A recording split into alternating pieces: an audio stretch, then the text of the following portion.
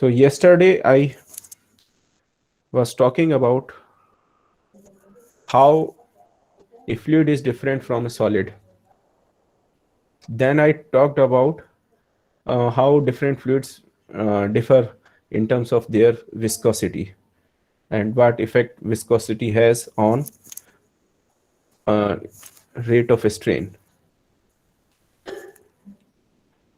So I was telling you about an experiment which was done by Newton, and what he did actually was something like this. So he took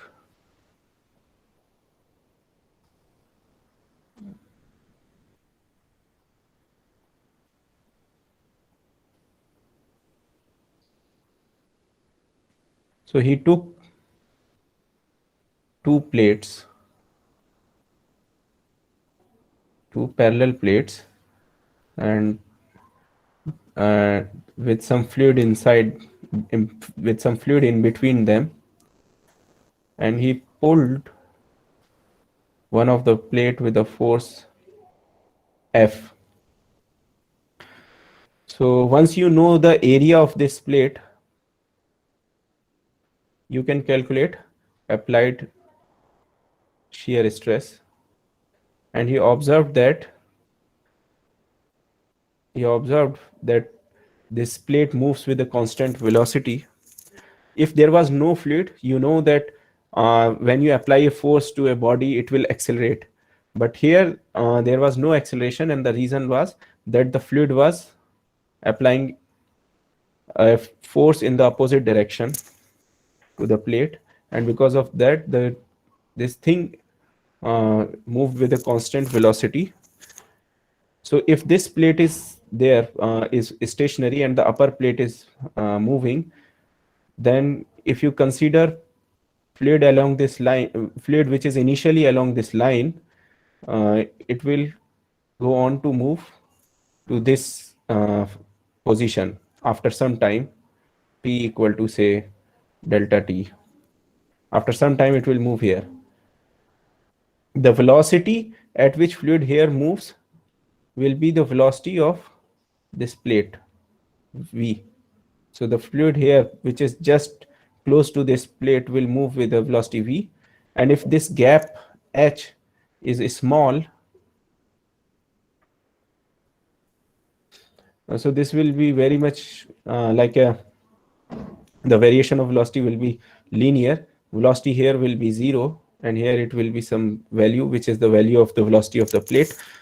So the velocity will be varying linearly. So with that you can calculate strain rate, which is del Vx over del y, which will be nothing but, since this is linear, so you can easily calculate as v minus 0. So v at the top, 0 at the bottom, divided by height h. So this will be v over h.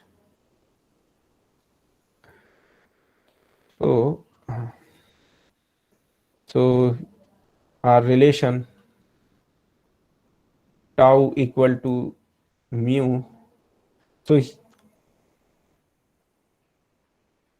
del v over del vx over del y. So tau is f upon a, this is v over h. So he plotted this thing, so he knew f upon a, and he measured the velocity, and he knew the distance, so he measured this v upon h. So this will be del vx over del y, and this will be shear stress, and he found a linear relation, and its slope was mu. So that is why such fluids are called Newtonian fluids.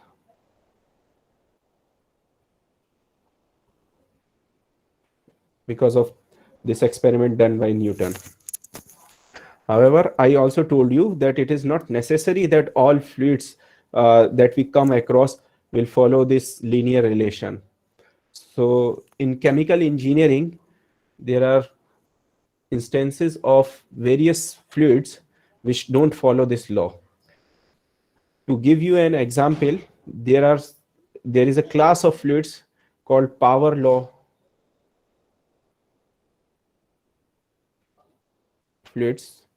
So there is a class which follows a relation like this, which is your tau is equal to del v x over del y to the power n. So this is power law. So, and this kind of relation, and here is a proportionality constant k. So this type of relation is known as power law. And fluid which follow this kind of relation are known as power law fluids. Okay. Sir n क्या denote कर रहा है? हाँ, so n is a constant.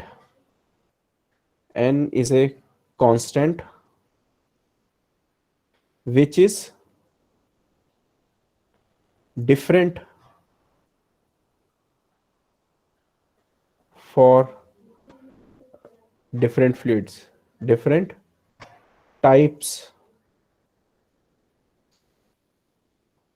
of fluids. So if you take one fluid, one kind of fluid, you will have some value of n. If you take another kind of fluid, it will have another value. So here is a very quick quiz for you. If n is equal to 1, then what type of fluid is that? You can comment either verbally or in the comment section. So just take this n equal to 1 and compare it to the earlier relation.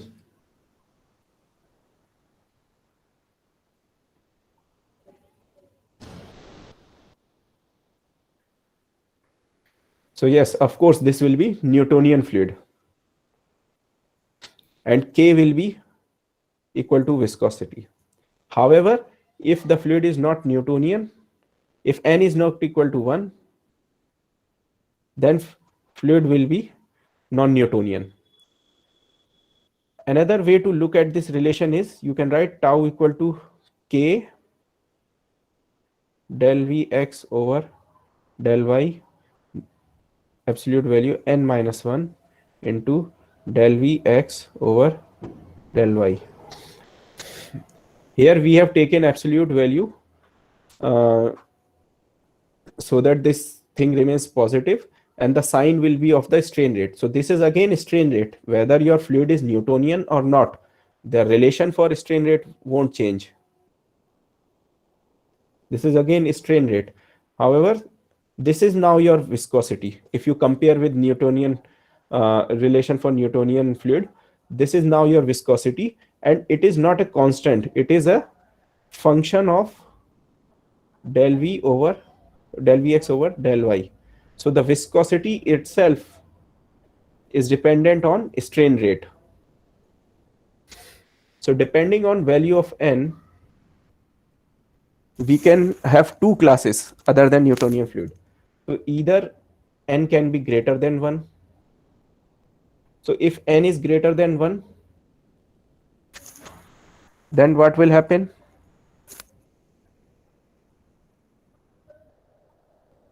So this viscosity, we don't denote it by mu, because it is mu is used for Newtonian fluids. So rather we denote this kind of viscosity by eta. So eta is called apparent viscosity.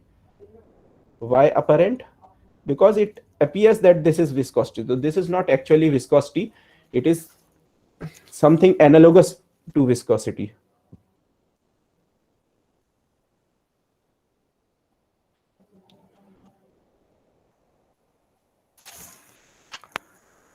So when n is greater than 1,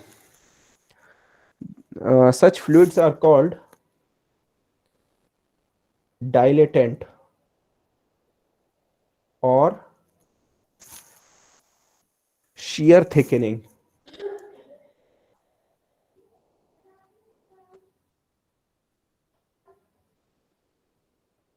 Shear thickening fluids. So what kind of fluids are shear thickening fluids? So if you plot apparent viscosity with rate of shear strain, so if n is greater than 1,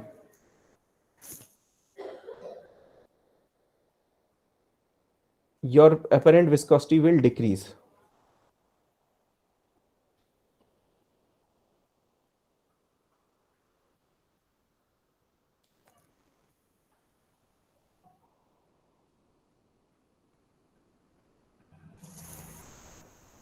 Sorry, your apparent viscosity will increase. If your n is greater than 1, your apparent viscosity will increase, because here n will be greater than 1. So it will be, if it is more than 1, then this should increase. It could be 2. So if the n is equal to 2, then this will increase linearly. If n is equal to 3, then this will increase quadratically. And also you also know that if n is equal to 1, then this eta will remain constant and its value will be mu. So this is showing that in shear thickening fluids, what happens is when the fluid gets some shear strain, its viscosity actually increases. So there are some fluids which behave in a way that if you try to move them, deform them, or say stir them, then then they become more viscous. So can anybody think of an example of such a fluid? If you think of it, you can find it. I mean, around you. Yes. ink, butter Sorry. ink, Butter. Sir blood हो गया Butter. Ink Proper. और sir blood ink Okay. No, ink is generally Newtonian, not. Ink is generally Newtonian. It's very thin. Blood does behave like Newtonian or non-Newtonian depending upon how much cross section you have for its flow. So within thick arteries, blood flows like Newtonian fluid. In thin arteries, it has different behavior. So one example that I can give you is quicksand. So आप लोगों ने दलदल देखी है कभी?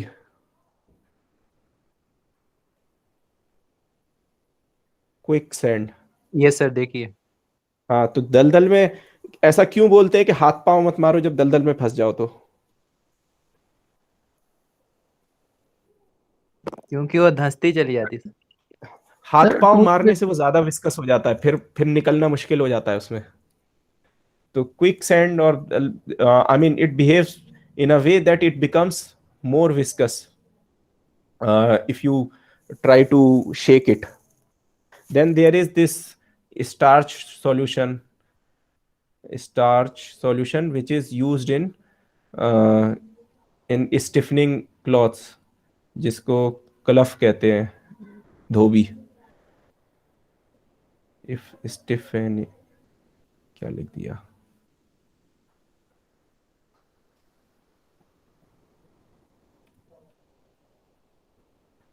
जो कपड़ों में लगाते हैं कड़ा करने के लिए। So that is also an example of shear thickening fluid.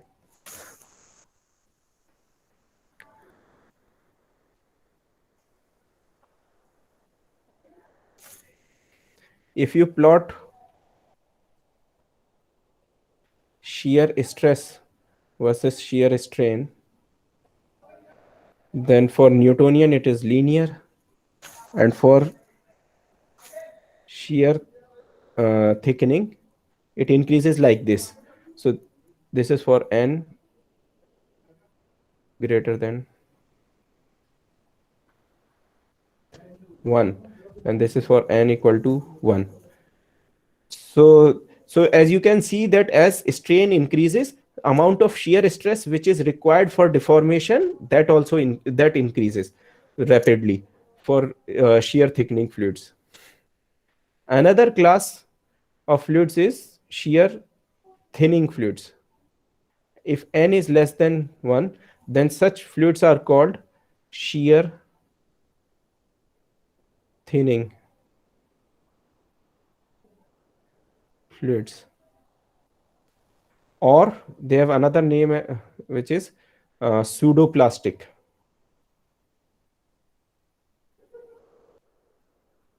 Pseudoplastics. So if n is greater than 1, sorry, if n is less than 1, then your apparent viscosity will decrease with shear strain, and less amount of shear will be required to deform as shear strain, as strain rate increases. So an example, a good example of this is tomato ketchup.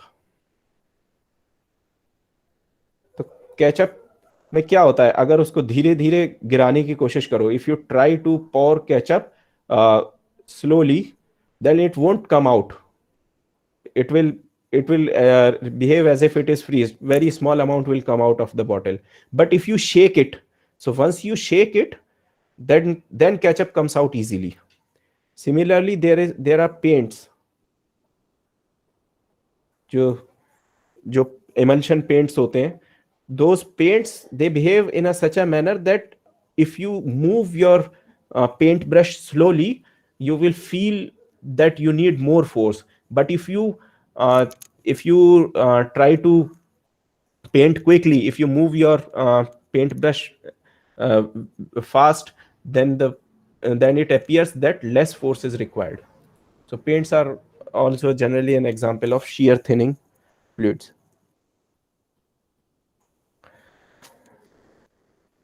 Okay, but why are they called pseudoplastic? So to understand why are they called pseudoplastic, you have to understand that what actually plastic is. So yesterday when I was teaching you behavior of solids, when a shear force is applied to it, I told you that for a constant force, it gives you a constant deformation.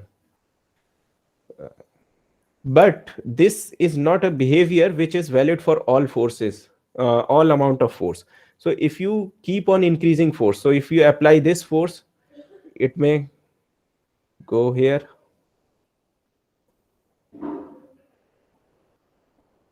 So if you apply F force, it will say it goes here.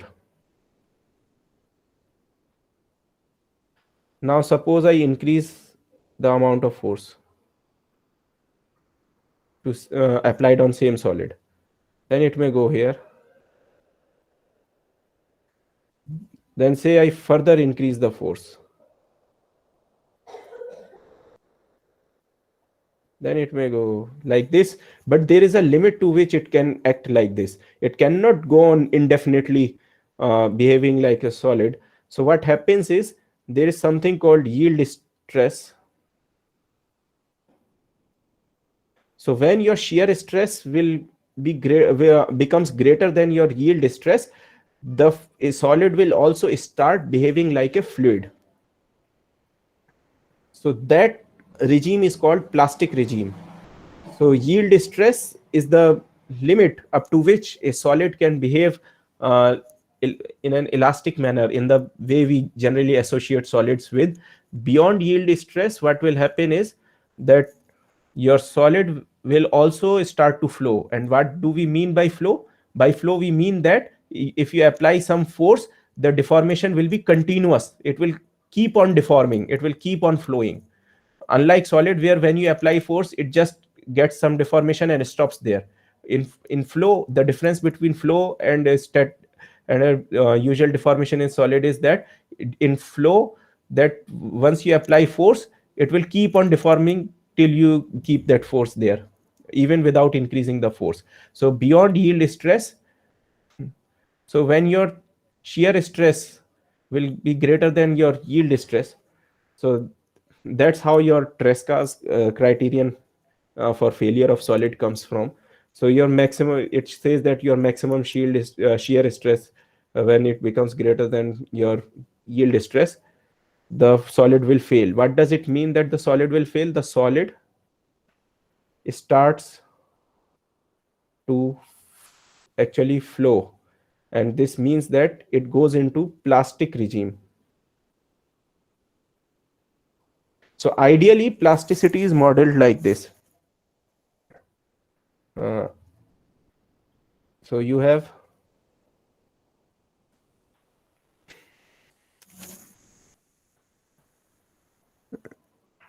your strain rate and you have shear stress. So the strain rate won't be there till some value, but beyond a value which is yield stress, tau yield. So I am denoting yield stress by tau yield. So beyond tau yield, it will behave, say, like a Newtonian fluid. It can also behave like a power law or any other fluid, but it will behave like a fluid beyond yield stress. So such behavior is called ideal plastic.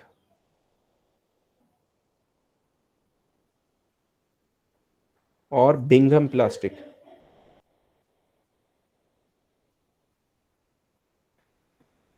Now coming to your pseudoplastic or shear thinning fluid. So if you notice that pseudoplastic has a very similar curve, it's not like a piecewise linear, but it's a continuous curve for n less than 1. It is similar to the behavior of plastics. So that is why it is called pseudoplastic.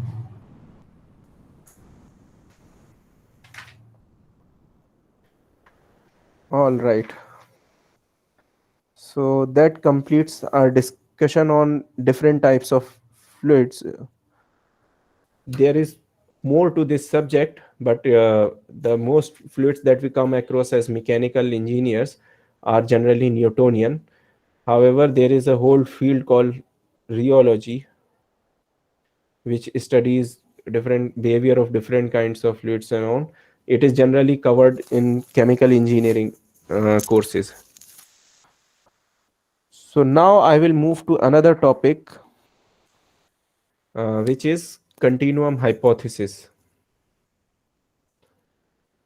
Okay, so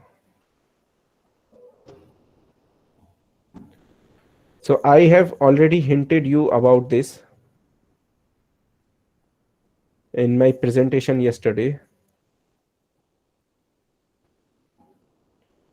that what continuum hypothesis is and why it is required. Now I will cover that thing in a little bit more detail. So before I discuss continuum hypothesis, I want you to get some feel of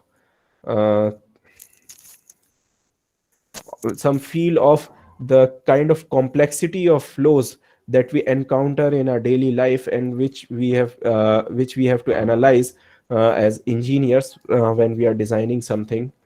So the complexity of fluid that you have to appreciate, so that you can appreciate that why actually we don't go on analyzing fluids using them as by thinking them as a collection of atoms and molecules, and why do we uh, do some averaging out of the atoms and behavior of atoms and molecules.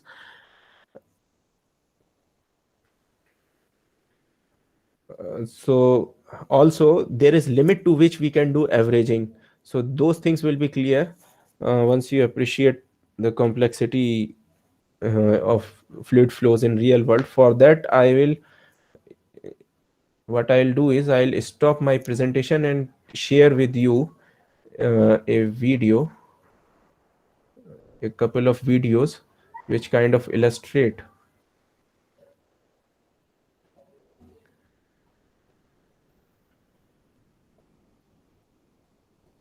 By the way, I have enabled your attendance sheet. You can go to the Google form and mark your attendance. Meanwhile, I am sir वो sharing. Work जो link share किया था आपने Same link is there, which was yesterday. I have also shared it again today, but you can mark your attendance on the same link.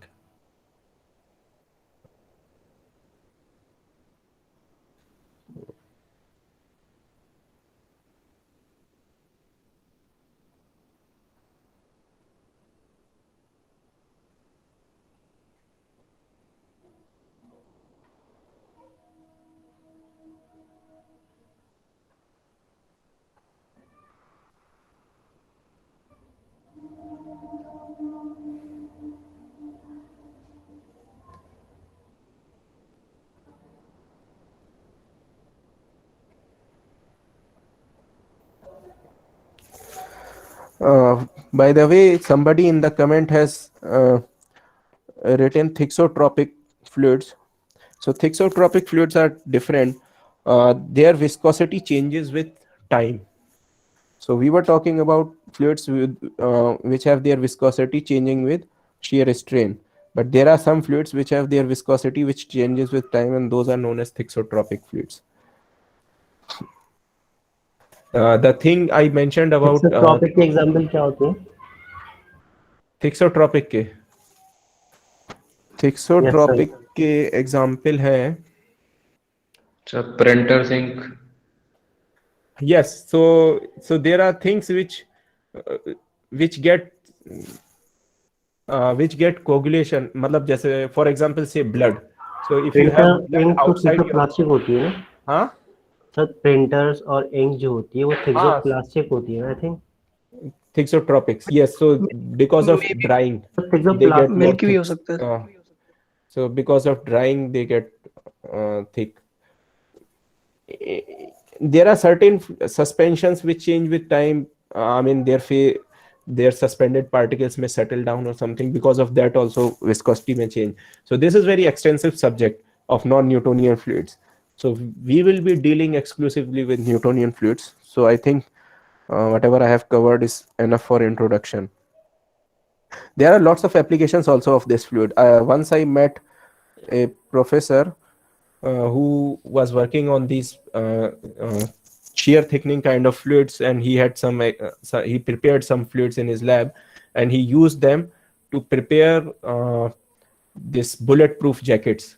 So if a bullet comes and it tries to pierce your jacket, because of strain caused by the bullet, the material of the shot, so it is filled with shear thickening fluid, it will get very viscous and won't allow bullet or some other weapon to penetrate. I mean, there are lots of examples you can find if you are interested over internet. Anyway, so let me come to the video now. So I am showing this video so that you can see that how velocity, density, and other properties of fluid, they change in space and time. So here is an example of an aircraft which is flying. So in a moment you will see some flow over its wing. So the flow is continuously there, but it gets visualized due to some condensation of some particles, some water vapors, they get condensed, and that's why you are able to see some of. So as you can see, if you look carefully, there are various scales involved in this flow. So the velocity of two particles which are very close can be very different. So the variation in space and time, it is quite complicated.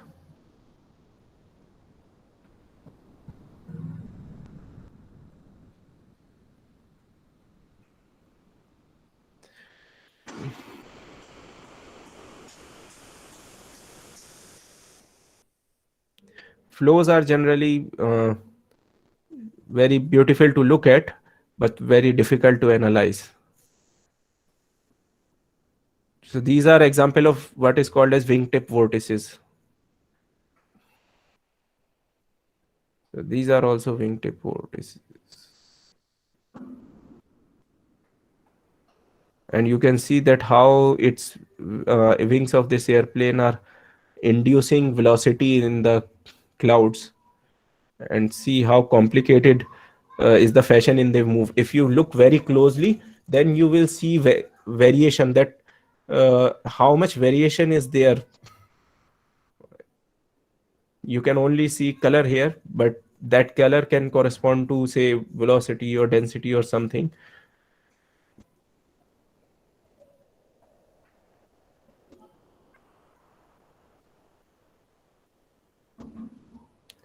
Yes, so see these vortices, this whirlpool kind of things which are there.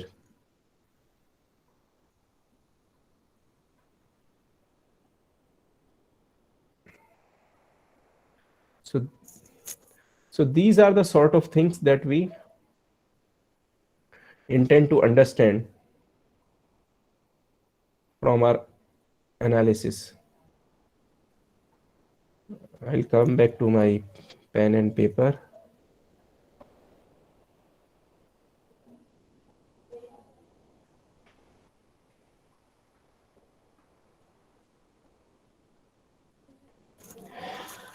Yes.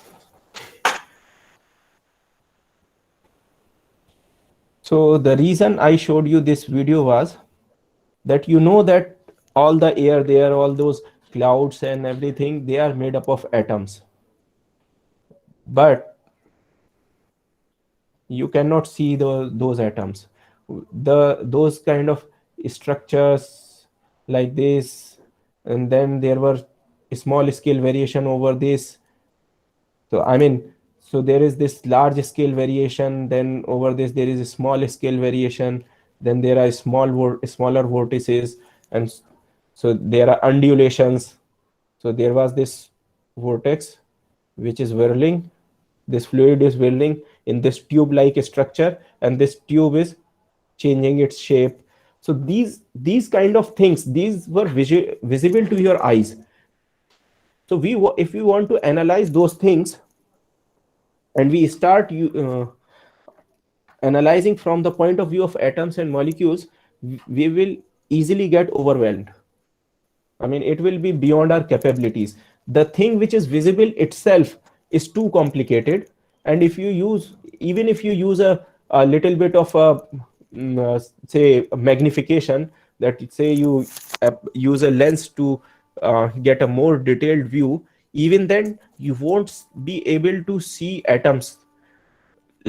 However, still you will see even further details. So for example, if I zoom here, this is a vortex, then you will see that there are something like this going on, say something like this going on, and this thing is not a manifestation of actual motion of the atoms. This is not what I am drawing here is not how atoms actually are moving. This is still an average motion. Atoms themselves are very small, so that is why we have to satisfy ourselves by using this approximation, which is called continuum approximation or continuum assumption. So what basically continuum assumption is, as I said yesterday, that when you use Photoshop and you have some details, say there is this minor detail, so there is some feature which is there, and you use a blur tool, so it will average this out. If you move your blur tool, it will average this out here. So if you apply your blur tool, so there will be, this thing will become continuous. So if there were 2 points here and you apply your blur tool, it will get continuous. However, when you apply your blur tool throughout, even then there will be difference in color. So it's not that when you average out here and average out here, they both will have same color. No, there will still be some variation. So the small detail of variation has been removed or smoothened. However, the large scale variation has been kept. So that's what continuum hypothesis is. So now, how do we actually do this thing? So I gave you example of blur tool. How do we use this? Yes. Anybody? Hindi में बता दीजिए sir. अच्छा,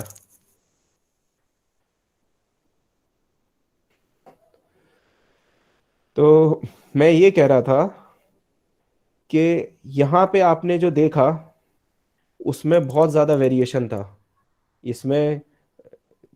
जैसे कि for example एक vortex, एक tube like structure था जिसमें फ्लूइड जो है वो ऐसे गोल गोल घूम रहा है, और वो एक ट्यूब जैसे स्ट्रक्चर के अंदर है, और वो ट्यूब जो है वो भी ऐसे डिफॉर्म कर रहा है सांप की तरह।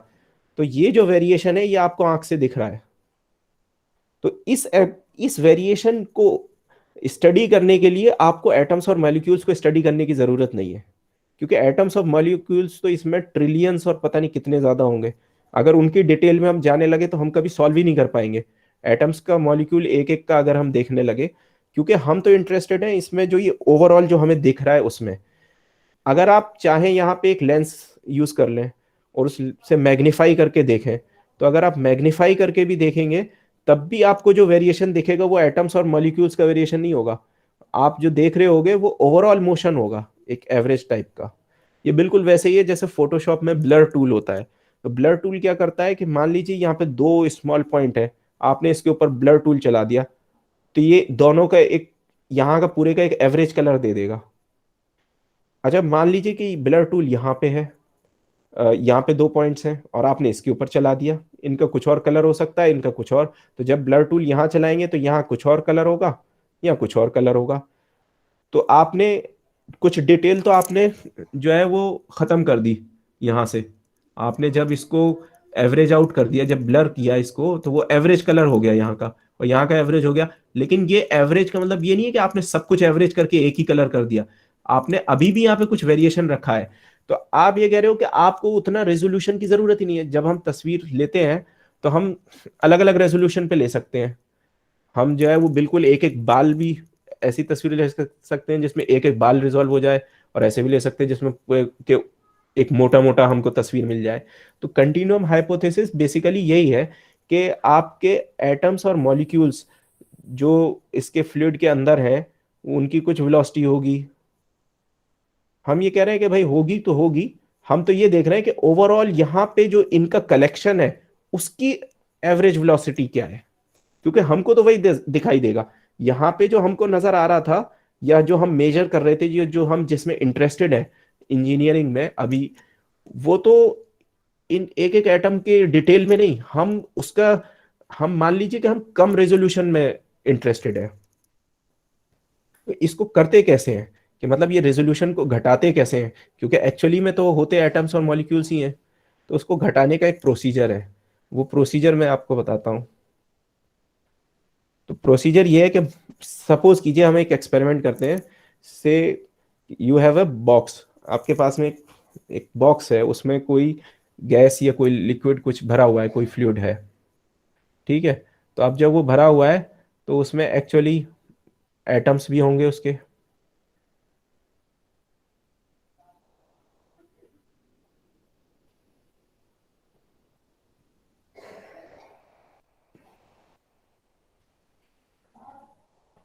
उनकी अपनी कुछ वेलोसिटी होगी, कुछ होगी रैंडम, कोई कहीं जा रहा होगा, कोई कहीं जा रहा होगा, ठीक है। तो मान लीजिए कि मैं इस पॉइंट पे देखने में इंटरेस्टेड हूं कि यहाँ पे फ्लूइड क्या के साथ में क्या हो रहा है। तो मैं क्या करूंगा, मैं यहाँ पे एक एक वॉल्यूम, एक जो है वो वॉल्यूम कंसीडर करूंगा इस पॉइंट के अबाउट, से point P. So say you have a point P and there is a volume. मैं इस वॉल्यूम को डिनोट कर रहा हूं V cross say, about P, ठीक है। तो अब अब मान लीजिए कि ये जो वॉल्यूम है ये काफी बड़ा है, इसके बॉक्स के साइज के ऑर्डर का है, मतलब ऐसा नहीं है बॉक्स के साइज से तो छोटा है, लेकिन ये जो है वो अच्छा खासा वो है। तो अब हम एक ग्राफ प्लॉट करते हैं। यहाँ पे हम क्या करेंगे, वॉल्यूम प्लॉट करेंगे और यहाँ पे हम प्लॉट करेंगे डेंसिटी। अब डेंसिटी ऐसी प्रॉपर्टी है जो कि कंटिन्यूम की डिफाइन की जा सकती है। आपसे अगर कोई पूछे कि इस पॉइंट पे डेंसिटी क्या है, what is density at this point, तो भाई इस पॉइंट पे हो सकता है कि कोई एक भी एटम ना हो सकता है खाली स्पेस हो, और हो सकता है कि किसी इंस्टेंट पे जो है वो एक एटम हो जो कि कहीं जा रहा हो। तो ऐसे तो फिर डेंसिटी डिफाइन नहीं हो सकती ना। भाई डेंसिटी कैसे डिफाइन करेंगे जब वहां पे कुछ है ही नहीं? तो फिर तो फिर हम कैसे कहेंगे कि यहाँ इसकी डेंसिटी क्या है? तो उसको कहने का तरीका यह है कि हम ये नहीं, जब कोई हमसे पूछेगा कि यहाँ पी पे डेंसिटी क्या है, तो हम ये नहीं बताएंगे कि एक्चुअली पी पे जो डेंसिटी है, क्योंकि उसका तो कोई मतलब ही नहीं है जब वहां पे खाली स्पेस है और कभी कोई एटम है और कभी नहीं है।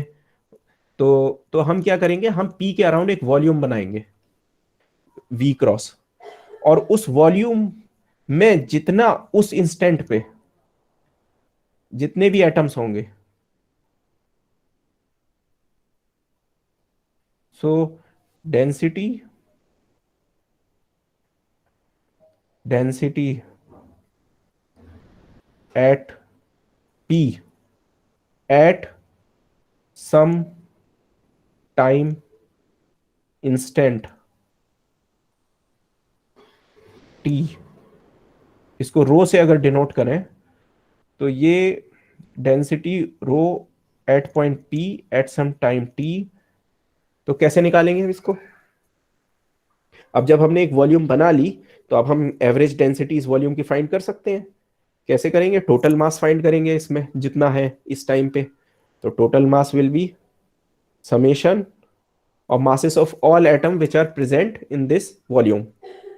तो अगर ये पहला एटम है, ये दूसरा है, ये तीसरा, ऐसे करके जितने भी होंगे उन सबको, सबका मास काउंट कर लेंगे आई इक्वल टू 1 से एन, सबका मास जो है वो सम कर लेंगे, और उसको डिवाइड किससे करेंगे? वी क्रॉस से, जो कि वॉल्यूम है जिसकी हम डेंसिटी कंसीडर कर रहे हैं। ठीक है? तो अब आप जो है ये जो है ये इस पी पॉइंट के अबाउट इस वॉल्यूम में डेंसिटी आ गई। ठीक है? तो अब मैं कहूंगा कि आप इसको जो है प्लॉट कर लो।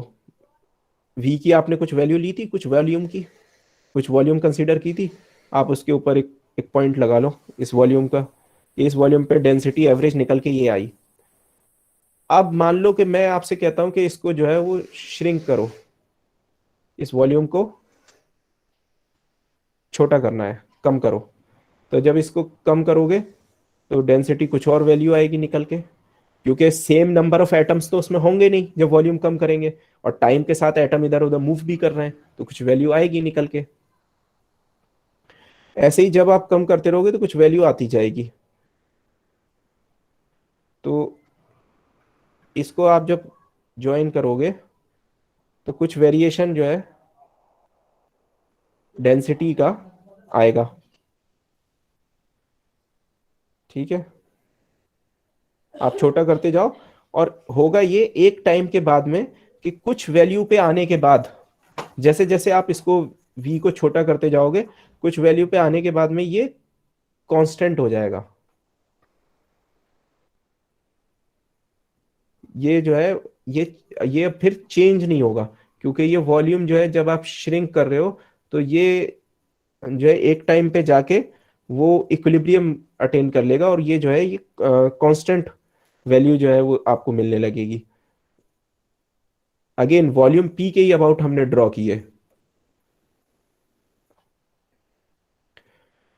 आप और इसे छोटा करते जाओ, तो जब आप इसे और छोटा करोगे, छोटा करते जाओगे, तो फिर क्या होगा, एक टाइम ऐसा आएगा कि आपकी वॉल्यूम इतनी छोटी होगी कि उसमें बहुत कम एटम्स रह जाएंगे।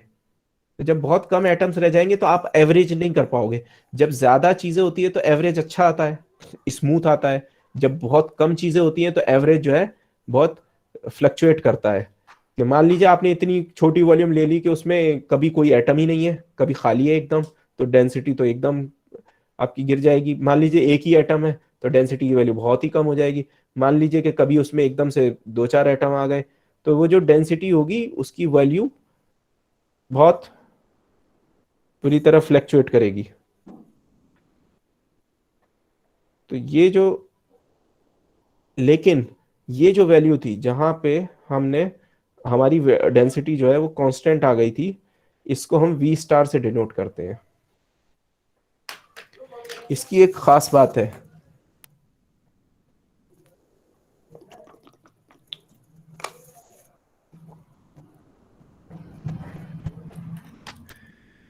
कि यहां पे एवरेज हमारा अच्छा था, तो इसलिए हम कंटिन्यूम अप्रोक्सीमेशन यूज कर सकते हैं।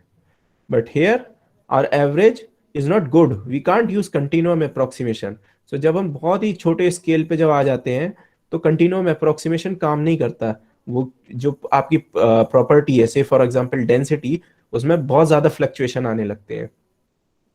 लेकिन एक लिमिट ऐसी होती है जिसको हम वी क्रॉस स्टार बोल रहे हैं, जिसमें कंटिन्यूम अप्रोक्सीमेशन जो है वो काम करता है।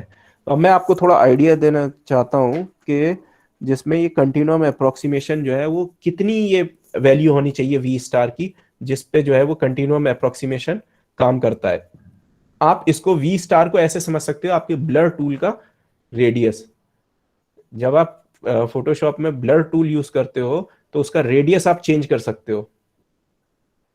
तो अगर आपका रेडियस बहुत ही छोटा हो जाएगा तो ब्लरिंग आपकी जो है वो कंटिन्यूअस नहीं होगी, उसमें बहुत ज्यादा वेरिएशन होगा, बहुत शार्प। लेकिन अगर आपका रेडियस बहुत ज्यादा हो जाएगा तो सब कुछ एवरेज आउट हो जाएगा, कांस्टेंट जैसा दिखने लगेगा, आप सारी डिटेल मिस कर दोगे।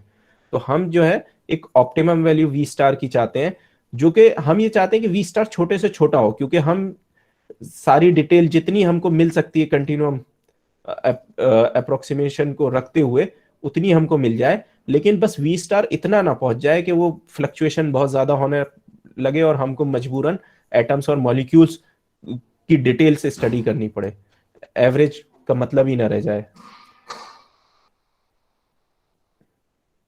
तो उसके लिए वी स्टार होना कितना चाहिए उसका आइडिया आप इससे लगा सकते हो कि there is a parameter which is called mean free path. एक आपने हो सकता है फिजिक्स या केमिस्ट्री में पढ़ा हो, इसको लैम्डा से डिनोट करते हैं। ये एक्चुअली होता क्या है, mean free path is distance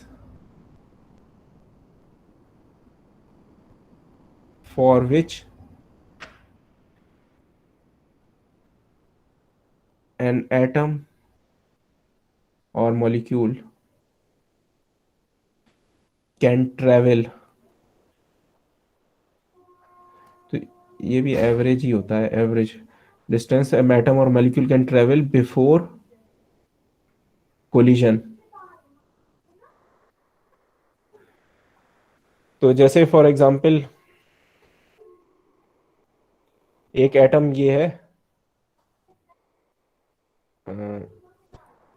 एक एटम ये है, ये यहां से चला, तो ये कितनी दूर चल सकता है कि इससे पहले कि ये दूसरे एटम से टकरा जाए, उसको कहते हैं। जैसे एक एटम यहां से आ रहा था तो ये यहां तक अगर चल पाया इससे टकराने से पहले, तो ये, और ऐसा आपने एवरेज कर लिया अलग अलग एटम्स के लिए, तो वो उसको कहते हैं मीन फ्री पाथ। सो ये जो मीन फ्री पाथ होता है ये भी काइंड ऑफ आपको बता रहा होता है कि एटम कितने क्लोज हैं, क्योंकि अगर बहुत क्लोज क्लोज होंगे तो जल्दी जल्दी उनमें कोलिजन होगा, कम डिस्टेंस पे कोलिजन हो जाएगा। तो होता यह है कि अगर आप मान लीजिए एक वॉल्यूम लें, अगर वी आप जो है वो एक वी जो है उसकी वॉल्यूम अगर लैम्डा क्यूब के बराबर ले लें, यानी कि आप वॉल्यूम कंसीडर करें जिसकी लेंथ, ब्रेथ और विड्थ तीनों लैम्डा है। अगर आप इतनी वॉल्यूम कंसीडर, इतनी बड़ी वॉल्यूम कंसीडर करें पी के अबाउट, और उसका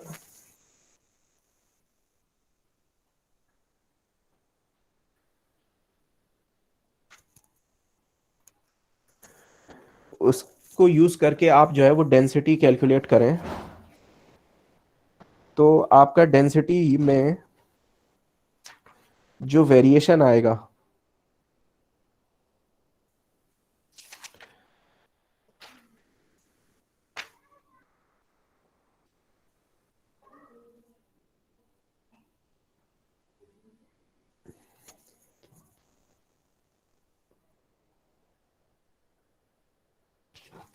डेंसिटी में जो आपका टाइम के साथ में वेरिएशन आएगा वो होगा 0.8% variation in density with time.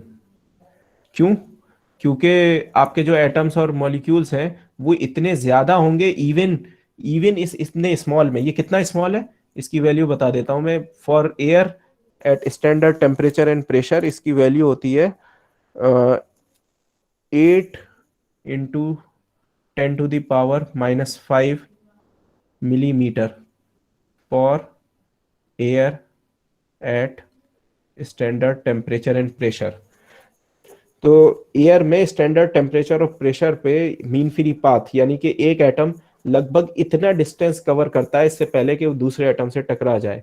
तो अगर आप इतनी बड़ी वॉल्यूम भी ले रहे हो तो उसके अंदर आपके जो है अराउंड 15,000 एटम्स आ जाएंगे। और अगर आपके 15,000 एटम्स आ जाएंगे और आप एवरेज करोगे तो वो एवरेज का वेरिएशन इतना स्मॉल है, less than 1%।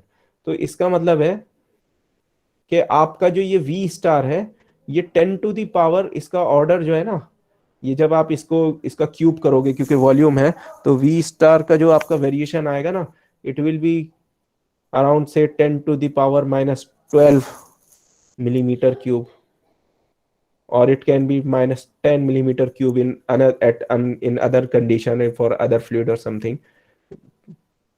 So this volume V star is so small, 10 to the power -10 -12, इतनी छोटी ये वॉल्यूम है P के अबाउट, जिसको आपको यूज करना है डेंसिटी फाइंड करने के लिए एट P।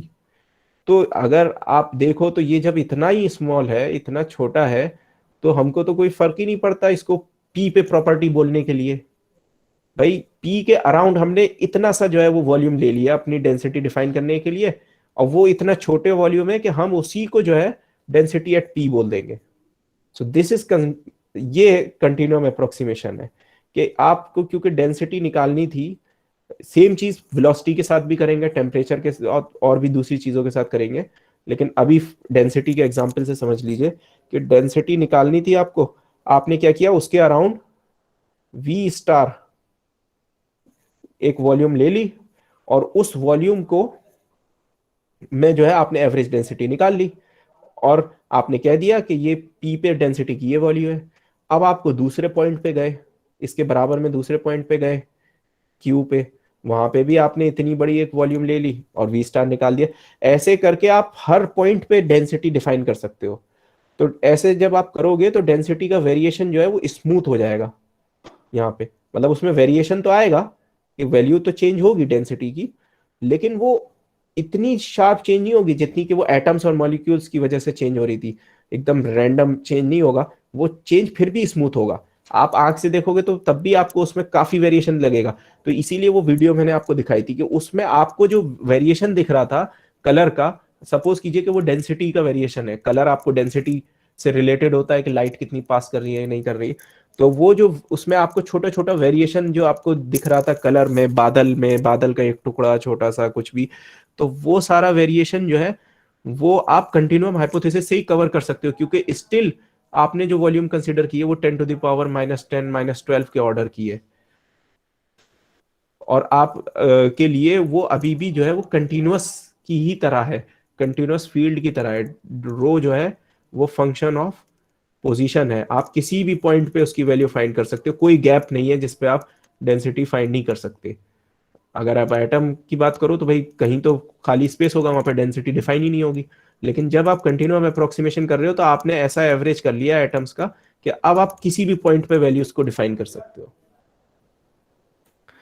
ये कंटिन्यूम अप्रोक्सीमेशन जो है ये काम करता है एक रेंज में, क्योंकि अगर आपके जो है मान लीजिए कि आप जैसे स्पेस में चले गए और वहां पे एयर इतनी कम है कि बहुत दूर दूर एटम्स हैं, तो वहां पे तो कंटिन्यूम अप्रोक्सीमेशन काम नहीं करेगा, क्योंकि आपको वॉल्यूम बहुत बड़ी लेनी पड़ेगी, बहुत बड़ी वॉल्यूम लेनी पड़ेगी एवरेज करने के लिए। इसी तरह से अगर आप मान लीजिए कि बहुत छोटा एक डिवाइस बनाते हैं, जैसे माइक्रो नैनो डिवाइसेस की आजकल बात हो रही है, तो वो जो डिवाइसेस होते हैं उनमें इतना कम फ्लूइड होता है कि उसके कुछ ही मतलब very less number of atoms and molecules is there in those micro nano devices. So there also your continuum approximation will not be valid. तो इसको डिफाइन करने, इसको चेक करने के लिए एक नंबर होता है जिसको बोलते हैं नुत्सन नंबर।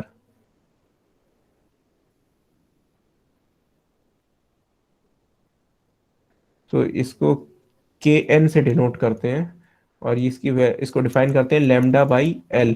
तो लैम्डा तो मीन फ्री पाथ है, मैंने बता दिया, और एल जो है कैरेक्टरिस्टिक लेंथ है।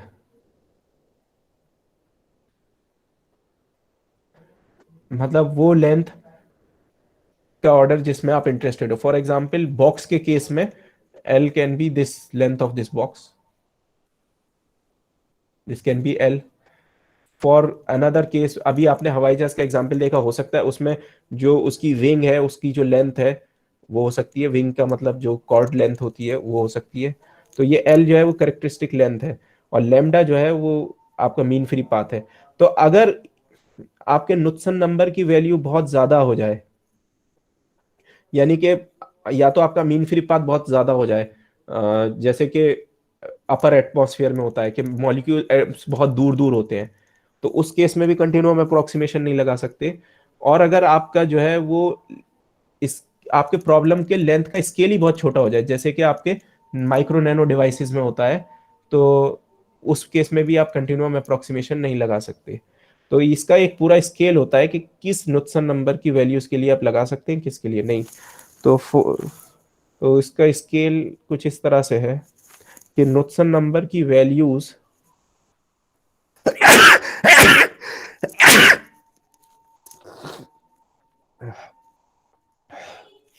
अल्हम्दुलिल्लाह,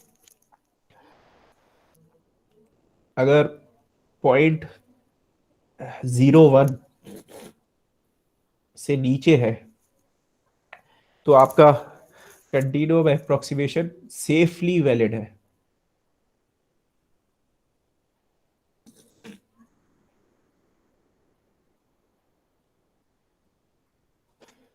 अगर आपकी वैल्यू 0.01 और 0.1 के बीच में है तो आपका कंटिन्यूम अप्रोक्सीमेशन काम तो करेगा, लेकिन कुछ चीजें वायलेट हो जाएगी, जैसे नो स्लिप कंडीशन, यानी कि फ्लूइड और सॉलिड के बीच में स्लिप होगी। तो इसमें जो है वो थोड़ा थोड़ा ये वायलेट होने शुरू होता है, लेकिन फिर भी काम करता है। इसके बाद में 10 वाला जो है वो ट्रांजिशन रिजीम है, कि यहाँ पे जैसे जैसे नुत्सन नंबर बढ़ता जाएगा आपका बहुत ज्यादा खराब होने लगेगा कंटिन्यूम अप्रोक्सीमेशन के रिजल्ट्स। और ये वाली जो रेंज है, ये इसको कहते हैं फ्री मॉलिक्यूलर रेंज, कि यहाँ पे तो आपको एटम्स और मॉलिक्यूल्स को डील करना ही करना है, फ्री मॉलिक्यूलर फ्लो। और ये दो वजह से हो सकता है, एक तो लैम्डा बहुत छोटा हो जाए,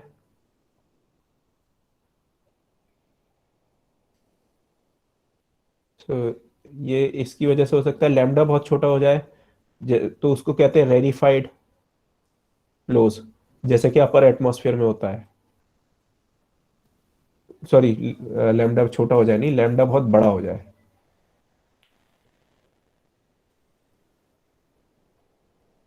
या फिर लेंथ बहुत छोटी हो जाए। तो अगर लेंथ बहुत छोटी हो जाएगी तो आपके ये नैनो डिवाइसेस वगैरह जो होते हैं उनमें भी आपका काम कंटिन्यूम अप्रोक्सीमेशन से नहीं चलेगा।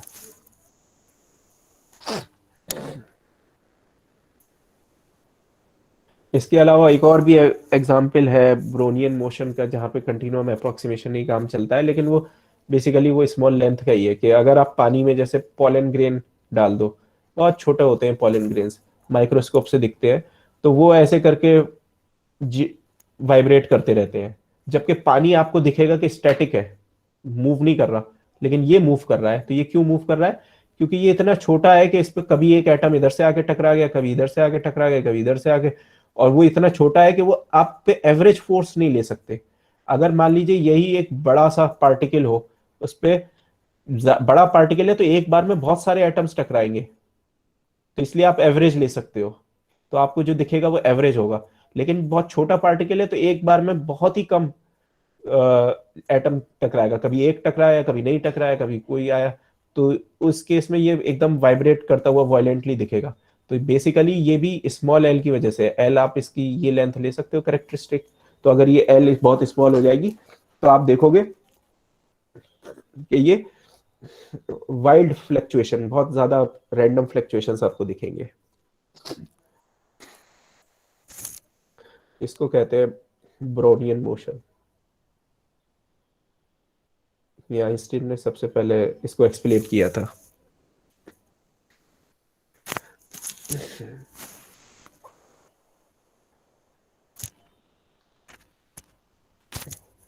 अच्छा, अब बात आती है कि हमने डेंसिटी तो डिफाइन कर ली एक पॉइंट पे।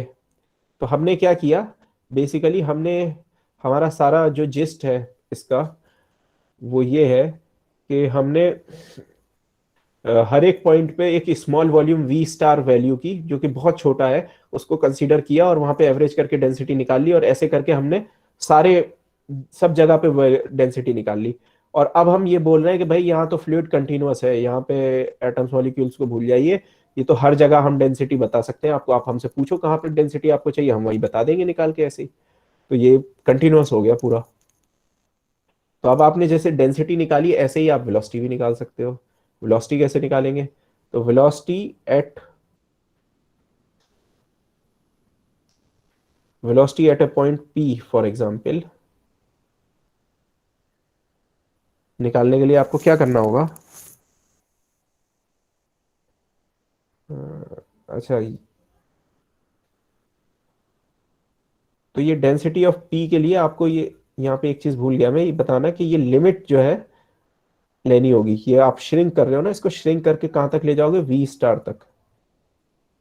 तो तब आपको डेंसिटी इस पॉइंट की मिलेगी, क्योंकि अगर आपने लार्ज ले लिया तो भी ये फ्लक्चुएशन आएगा, क्योंकि बहुत ज्यादा जो है उसकी वजह से। इसको कहते हैं मैक्रोस्कोपिक फ्लक्चुएशन, मैक्रोस्कोपिक वेरिएशन। तो आपको तो ये कांस्टेंट वाला चाहिए, क्योंकि एक पॉइंट पे तो एक ही वैल्यू ले सकते हैं ना। अगर आपने ज्यादा बड़ी ले लिया वॉल्यूम, तो आप कहोगे कि भाई ये वाली वैल्यू लें या ये वाली लें, तो हम कहेंगे कि नहीं, ये वाली वैल्यू लेनी है जो कांस्टेंट है। तो उसके लिए आपको वॉल्यूम जो है वो V स्टार लेना चाहिए। तो इसलिए डेंसिटी एट पॉइंट P जो हमने डिफाइन की है, वो हमने ऐसे डिफाइन की है, limit volume tending to V star summation of masses of all atoms divided by volume। इसी तरह से आप क्या करोगे, वेलोसिटी के लिए करोगे limit V tending to V star summation of, अब आप इसको क्या करो, मास को वेलोसिटी से मल्टीप्लाई कर दो इंडिविजुअल एटम की, डिवाइडेड बाय समेशन ऑफ,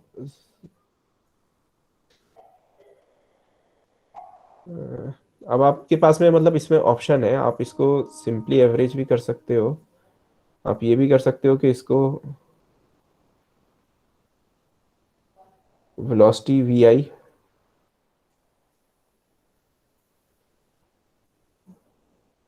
को इसको इनटू मास MI करो, डिवाइडेड बाय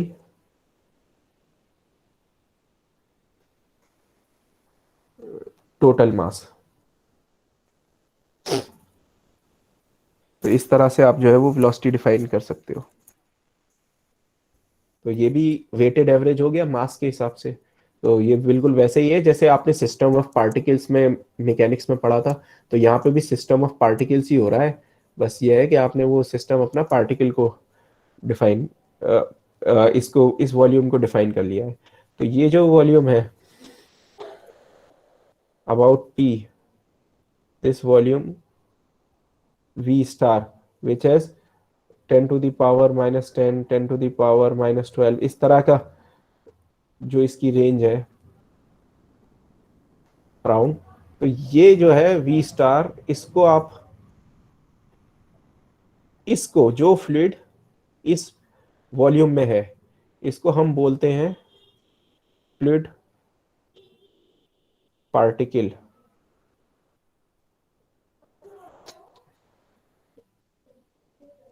इस पूरे वॉल्यूम में कंटेन जो फ्लूइड है उसको हम बोलते हैं फ्लूइड पार्टिकल। तो कई बार हम बोलते हैं कि फ्लूइड पार्टिकल यहाँ से वहां गया, उसकी डेंसिटी चेंज हुई, उसकी वॉल्यूम चेंज हुई। तो बेसिकली हम फ्लूइड पार्टिकल इसकी बात कर रहे हैं। जो इसके अराउंड स्मॉल वॉल्यूम है।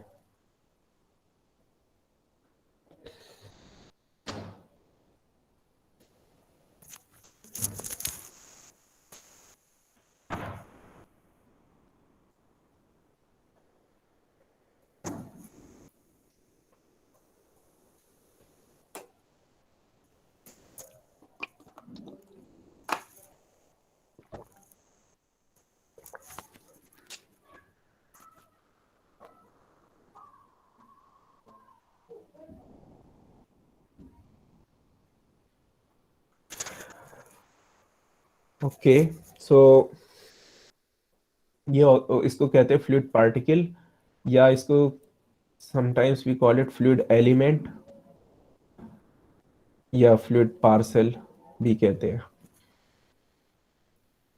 तो जब फ्लूइड पार्टिकल की बात करें तो आप इमेजिन कीजिए कि पी के अराउंड जो स्मॉल वी स्टार वॉल्यूम है उसकी बात हो रही है। अच्छा, जो एक फ्लूइड पार्टिकल है उसमें जरूरी नहीं कि सेम ही एटम्स हमेशा हो। इसमें हो सकता है कि कुछ एटम यहाँ से आ जाएं, कुछ एटम्स यहाँ से निकल जाएं, कुछ एटम्स यहाँ से आ रहे हैं, कुछ जा रहे हैं। तो सेम एटम्स जो के ही कलेक्शन को फ्लूइड पार्टिकल नहीं कहते। Fluid particle can have different atoms or molecules at different time instants।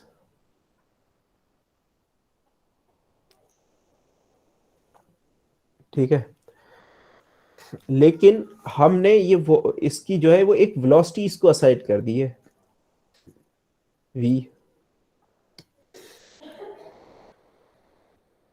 VP कह लीजिए इसको।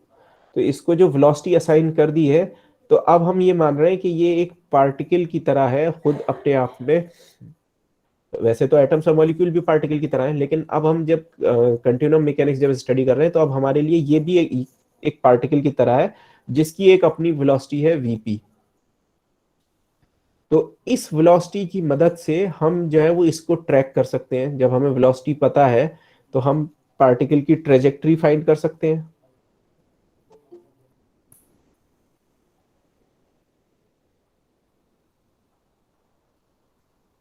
हम इसकी ट्रेजेक्ट्री फाइंड कर सकते हैं फ्लूइड पार्टिकल की। तो ये एक आपका पार्टिकल पी है, इसकी आपको वेलोसिटी अभी मैंने बताया कैसे निकालनी है। तो इस वेलोसिटी की मदद से आप इसकी वेलोसिटी की मदद से निकाल सकते हैं कि ये पार्टिकल कहाँ जाएगा, फॉलो कर सकते हैं इसको। ये मान लीजिए इसकी ट्रेजेक्ट्री है, तो ये इसके बाद में यहाँ आ गया, और इसकी वेलोसिटी जो है वो टाइम में चेंज भी हो सकती है।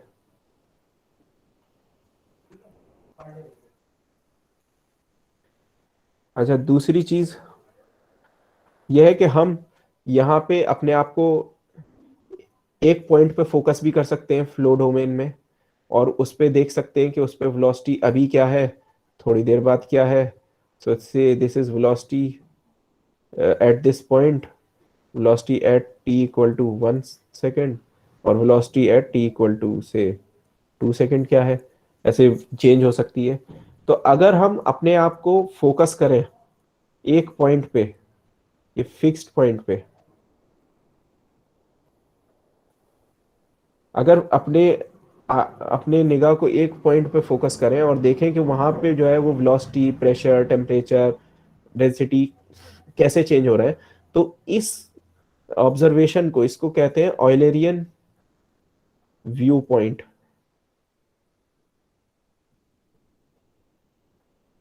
और अगर हम एक फ्लूइड पार्टिकल को ट्रैक करें, वो कहां जा रहा है, उसकी वेलोसिटी कैसे चेंज हो रही है, उसकी डेंसिटी को क्या हो रहा है, तो उसको कहते हैं लैग्रांजियन व्यू पॉइंट। ऑयलरियन और लैग्रांजियन व्यू पॉइंट को समझने का एक तरीका यह है कि आप इमेजिन करिए कि आप जो है वो आप फुटबॉल मैच देख रहे हैं फॉर एग्जांपल। तो फुटबॉल मैच में कुछ लोगों को तो जो है वो सिर्फ अपने प्लेयर से मतलब होता है, कि उनको इससे मतलब ही नहीं है कि जो है वो बाकी पूरी टीम जीत रही है या हार रही है। उनको ये देखना है कि उनका प्लेयर क्या कर रहा है, उनका प्लेयर कहाँ जा रहा है। तो अगर उनका प्लेयर को एक पार्टिकल मान ले, तो वो उस पार्टिकल को फॉलो कर रहा है, उस प्लेयर को फॉलो कर रहे हैं, वो जहां जहां जा रहा है, जो जो कर रहा है उसको ऑब्जर्व कर रहे हैं। तो ये हुआ Lagrangian view point. Lagrangian view point में एक पार्टिकल को पकड़ लिया और उसके साथ साथ आप देख रहे हो जहां जहां वो जा रहा है। लेकिन कुछ लोग ऐसे होते हैं जिनकी निगाह होती है सिर्फ गोल पे। वो अब गोल तो मूव करता नहीं है, गोल तो स्पेस में एक ही जगह होता है, फिक्स होता है। तो अब वो ये देख रहे हैं कि गोल पे कौन आया, गोल के करीब कौन आया, बॉल आई कि नहीं। तो वो उनकी जो नजर है वो फिक्स है एक स्पॉट पे। तो वो हुआ ऑयलरियन व्यू पॉइंट। तो मैकेनिक्स स्टडी करने में ये बहुत इंपॉर्टेंट है, ऑयलरियन व्यू पॉइंट और Lagrangian view point. Lagrangian view point बताता है एक पार्टिकल के बिहेवियर को, जैसे कि फुटबॉल पे एक प्लेयर के बिहेवियर को ट्रैक करे। और ऑयलरियन व्यू पॉइंट बताता है स्पेस में एक फिक्स लोकेशन पे जो है वो किसी भी प्रॉपर्टी के वेरिएशन को। तो बहुत सारी चीजें जो है वो ऑयल या तो ऑयलरियन या लैग्रांजियन व्यू पॉइंट के टर्म्स में डिफाइन की जाती है। अच्छा, जो rate of change in Eulerian view point होता है वो बेसिकली पार्शियल डेरिवेटिव होता है with respect to time. So Eulerian view point में रेट ऑफ चेंज निकालने के लिए हम partial derivative with respect to time करते हैं। और लैग्रांजियन व्यू पॉइंट में हम टोटल डेरिवेटिव यूज करते हैं, जो आपने उसमें पढ़ा होगा टोटल डेरिवेटिव। और इसका यहाँ पे एक स्पेशल नाम है, मटेरियल या सब्सटेंशियल डेरिवेटिव भी कहते हैं। तो उसको कैपिटल डी से भी कई बार डिनोट करते हैं फ्लूइड मैकेनिक्स में। तो ये लैग्रांजियन व्यू पॉइंट में अगर आपको वेरिएशन निकालना है किसी पार्टिकल की प्रॉपर्टी के चेंज का, तो आप जो है ये डेरिवेटिव यूज करोगे। इसकी डिटेल कि ये डेरिवेटिव पार्शियल क्यों है और ये टोटल डेरिवेटिव क्यों है, ये अभी आगे कोर्स में आएगी। लेकिन यहाँ पे ये आपको इसलिए बताया गया है क्योंकि मुझे आपको ये बताना था कि इनकम्प्रेसिबल और कंप्रेसिबल फ्लो में क्या डिफरेंस है।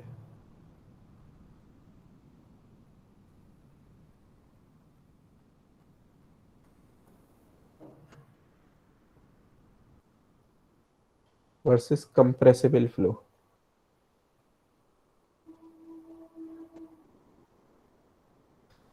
तो अगर आप किसी से ऐसे ही पूछो, जनरली लोग ये समझते हैं कि जिस फ्लो में डेंसिटी चेंज होती है टाइम के साथ में, वो तो वो कंप्रेसिबल है, और जिसमें चेंज नहीं होती है वो इनकम्प्रेसिबल है। तो ऐसा ज़रूरी नहीं है। मैं आपको एग्जांपल देता हूँ। फॉर एग्जांपल कि आप जो है एक बाउल में शक्कर घोल लीजिए। तो जब आप शक्कर घोलेंगे तो इनिशियली जब आपने शक्कर डाली तो वो लोकली उसका वो रहेगा, लेकिन जब वो डिसॉल्व होने लगेगी तो उसकी डेंसिटी जो है वो बाकी फ्लूइड की भी चेंज हो जाएगी। पहले लोकली चेंज होगी, फिर जब इसको स्टिर करेंगे तो बाकी जगह भी चेंज हो जाएगी। तो स्पेस में किसी भी पॉइंट पे अगर आप फोकस कर रहे हैं और उसकी डेंसिटी आप मेजर करें, तो विद टाइम यहाँ पे डेंसिटी मेजर चेंज हो रही है, लेकिन ये कंप्रेसिबल फ्लो नहीं है।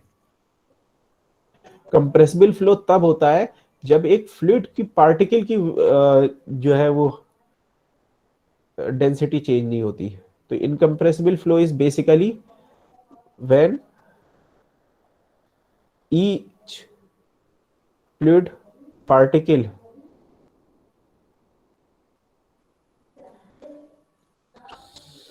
when density of each fluid particle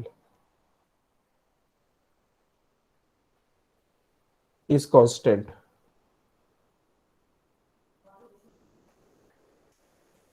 तो फ्लूइड पार्टिकल की डेंसिटी जो है वो कांस्टेंट होनी चाहिए। और कंप्रेसिबल फ्लो में क्या है कि आपकी फ्लूइड पार्टिकल की डेंसिटी जो है वो चेंज होनी चाहिए। इसके अपोजिट जो है वो इनकम्प्रेसिबल फ्लो हो गया कि एक पार्टिकल है उसकी डेंसिटी जो है वो चेंज जो है वो होगी, तो वो कंप्रेसिबल फ्लो कहलाएगा। एक और एग्जांपल है कन्वर्जेंट डाइवर्जेंट नोजल्स का। ये स्टीम वाले उसमें हो सकता है आपने पढ़ा हो। तो कन्वर्जेंट डाइवर्जेंट नोजल जो है वो सुपरसोनिक फ्लो और वो उसके लिए कंप्रेसिबल फ्लो में जो है वो इनकी स्टडी की जाती है। तो उसमें क्या होता है कि अगर आप एक खत्म हो जाना चाहिए। हाँ ये शुगर वाला एग्जांपल फिर से बताइएगा। हाँ, तो शुगर वाला एग्जांपल ये था कि जब आपने इसमें शुगर डाली और आपने इसको चलाना शुरू किया, आप स्टिर कर रहे हो, तो वो अभी जो है वो शुगर क्योंकि मिक्स नहीं हुई है, तो ये डेंसिटी जो है यहाँ पे शुगर नहीं पहुंची ना, तो वो फ्लूइड की डेंसिटी अभी शुगर की वजह से एडजस्ट नहीं हुई है। जब आप भाई आप शुगर डालोगे तो डेंसिटी तो चेंज होगी ना। तो यहाँ पे जैसे जैसे आप इसको मिक्स करोगे तो शुगर जो है वो सब जगह पहुंचना शुरू होगी। तो किसी भी पॉइंट पे आप अगर फोकस कर रहे हो, इस पॉइंट पे जैसे फोकस कर रहे हो, तो इसकी अभी डेंसिटी कम है। फिर जब शुगर धीरे धीरे करके यहाँ पे भी पहुंचेगी तो इसकी भी डेंसिटी बढ़ना शुरू हो जाएगी। तो बेसिकली यहाँ पे अगर आप देख रहे हो तो ऑयलरियन व्यू पॉइंट पे एक पॉइंट पे अगर फिक्स करके डेंसिटी देख रहे हो तो डेंसिटी चेंज हो रही है यहाँ पे, लेकिन ये कंप्रेसिबल फ्लो नहीं है। कंप्रेसिबल फ्लो तब होता कि आप किसी एक फ्लूइड पार्टिकल को देख रहे होते और उसकी डेंसिटी चेंज हो रही होती। जैसे कि इसमें सीडी नोजल में होता है कि फ्लो स्टेडी है, यहाँ पे आप किसी भी पॉइंट पे देख लो तो डेंसिटी जो है वो स्टेडी फ्लो में डेंसिटी कांस्टेंट रहेगी। लेकिन जो फ्लूइड पार्टिकल जो यहां से यहां तक चल के आ रहा है उसकी डेंसिटी चेंज हो रही है। फ्लूइड पार्टिकल अपनी डेंसिटी चेंज कर रहा है लेकिन एक पॉइंट पे डेंसिटी चेंज नहीं हो रही, तो ये स्टेडी कंप्रेसिबल फ्लो है।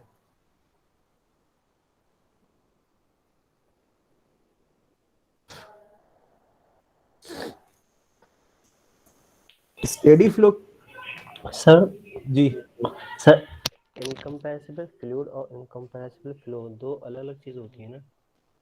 नहीं, देखिए वो कंडीशन की बात है।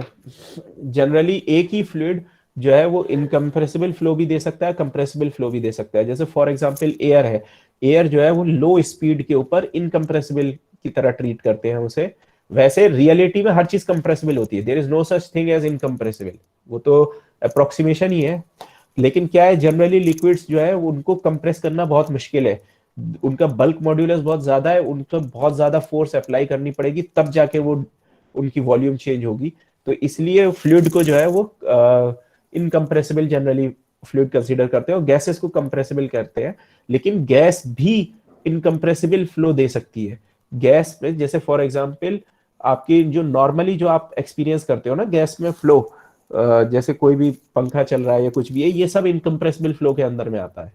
आपका पंखा चल रहा है इवन जनरली, तो वो कंप्रेसिबल फ्लो। अब आपने कोई कंप्रेसर लगा दिया या फिर आप जो है वो हाई स्पीड फ्लो पे फ्लो कर रहे हो जो सुपरसोनिक वगैरह रिजीम में है, वहां पे जो है वो आपको कंप्रेसिबल फ्लो कंसीडर करना पड़ता है।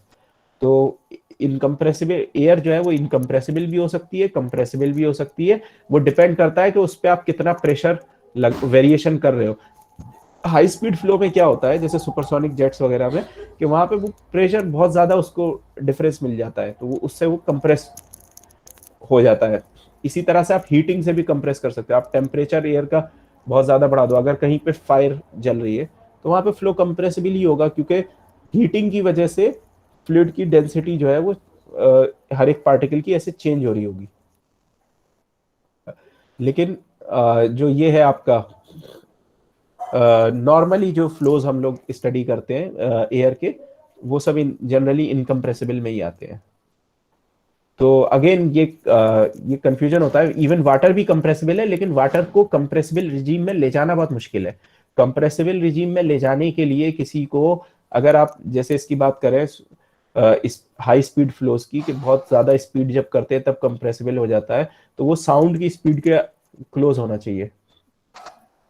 तो वाटर में साउंड की स्पीड बहुत ज्यादा होती है, उतनी स्पीड वाटर की अचीव करना बहुत मुश्किल है, तो उतना तो कोई करता नहीं है। तो जनरली वाटर में जो है वो कंप्रेसिबल फ्लो ऑब्जर्व नहीं होता है। लेकिन इसमें एयर में जो है वो आप, और वाटर की भी अगर आप हीटिंग भी बहुत ज्यादा करो तब जाके कुछ ऑब्जर्व हो सकता है, तो वो जनरली लेकिन होता नहीं है वाटर में, या मतलब कि लिक्विड्स में इन जनरल।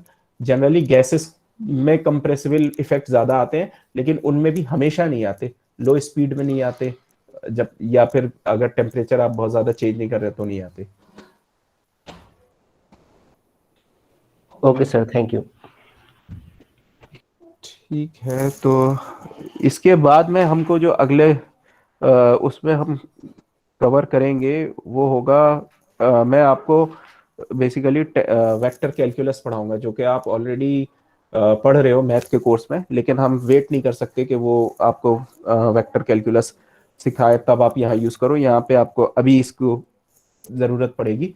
और अगर आप वेक्टर कैलकुलस, तो मैं एक क्लास में रिव्यू करूंगा वेक्टर कैलकुलस और टेंसर्स का। आप अगर वो समझ लेते हो मैथमेटिक्स का पार्ट, तो आगे चीजें बहुत इजी हो जाएंगी ड्राइव करने में। वरना बहुत लंबे लंबे एक्सप्रेशन, बहुत बड़ी बड़ी इक्वेशन बनती हैं। अगर आप वेक्टर कैलकुलस जानते हो, आप टेंसर लिखना जानते हो, तो आपकी इक्वेशन जो है वो बहुत छोटी हो जाती है सब। ये चीज हम आपको मैकेनिक्स में भी दिखा चुके हैं। जब आपको मोमेंट ऑफ इनर्शिया जो है वो 3D बॉडी का पढ़ाया था और काइनेटिक एनर्जी पढ़ाई थी, तो वहां पे टेंसर जब यूज करते थे तो इक्वेशन बहुत आसान हो जाती थी कि टी इज इक्वल टू, पता नहीं आप लोगों ने देखा या नहीं, मतलब मैंने पढ़ाया था अपने सेक्शन में मैकेनिक्स में, कि आप टेंसर फॉर्म में जब लिखते थे मोमेंट ऑफ इनर्शिया, मतलब ये एंगुलर मोमेंटम की इक्वेशन और काइनेटिक एनर्जी की, तो बहुत छोटी इक्वेशन बनती है। अदरवाइज वो उसमें बहुत सारी 12-13 कितनी 12-12 टर्म्स आती है, कितनी आती है। तो इसलिए ये चीज आप एक बार इसको करोगे तो फिर आपको आगे सॉलिड मैकेनिक्स में भी और इसमें भी, फ्लूइड मैकेनिक्स में और नेक्स्ट कोर्स में काफी आसानी हो जाएगी। तो नेक्स्ट टर्न पे जो है वो हम लोग वो स्टार्ट करेंगे वेक्टर कैलकुलस का रिवीजन, मतलब शॉर्ट एक ओवरव्यू टाइप का। डिटेल आप मैथ के कोर्स में पढ़ोगे ही साथ में। उसके बाद में हम एक्चुअल जो है वो अपनी एनालिसिस फ्लूइड स्टैटिक्स से स्टार्ट करेंगे। ठीक है, और किसी को कुछ पूछना हो, कोई कंफ्यूजन, कुछ मुश्किल लगा हो, कुछ समझ में ना आया हो, तो आप अभी बता सकते हो। अभी चीज़ें सामने हैं तो आसानी रहेगी पूछने में, बाद में भी पूछ सकते हो।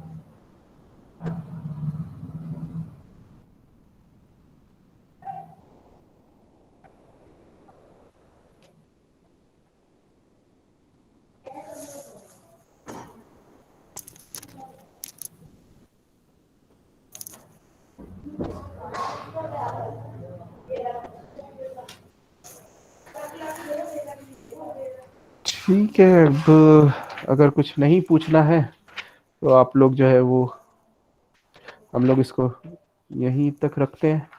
मैं नया टॉपिक स्टार्ट तो नहीं करूँगा अभी, उसके लिए पूरी क्लास चाहिए। वालेकुम सलाम। सर आपकी तबीयत खराब हो गई है। वो तो चलता रहता है।